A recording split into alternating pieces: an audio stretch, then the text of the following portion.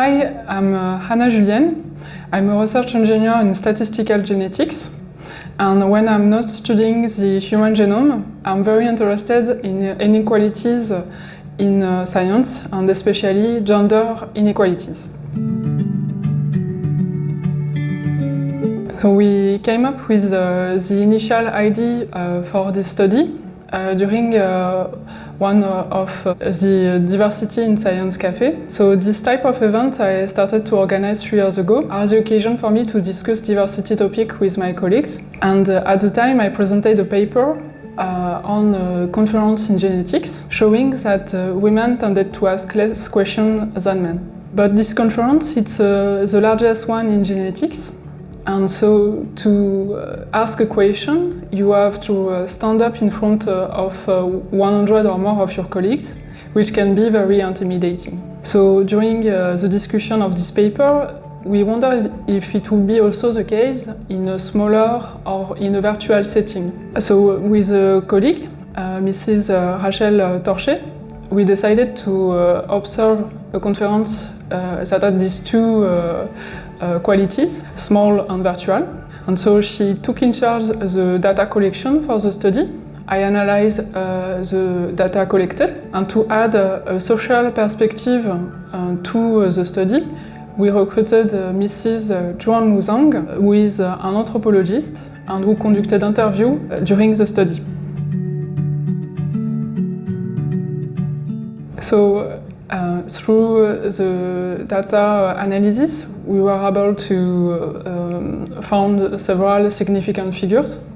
The first one is that virtual conferences seems to boost women registration since virtual edition of Jobim were also the one where parity was reached in attendees.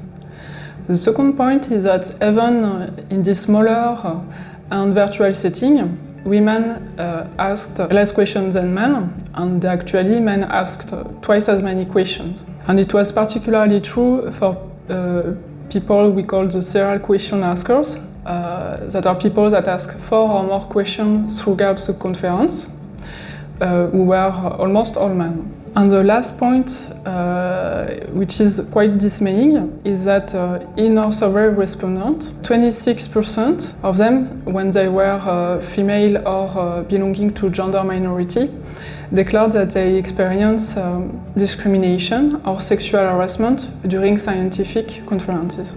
On the qualitative data analysis side, Mrs. Zhang was able to find several recurring themes in interviews. One of them was the harsher experience of women and gender minority in science.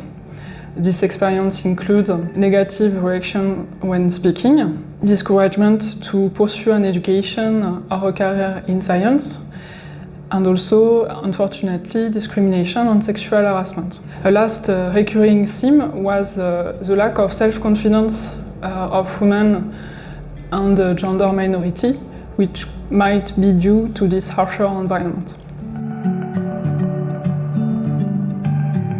So we issued from this study, Mrs. Zhang synthesized a recommendation for a conference organizer.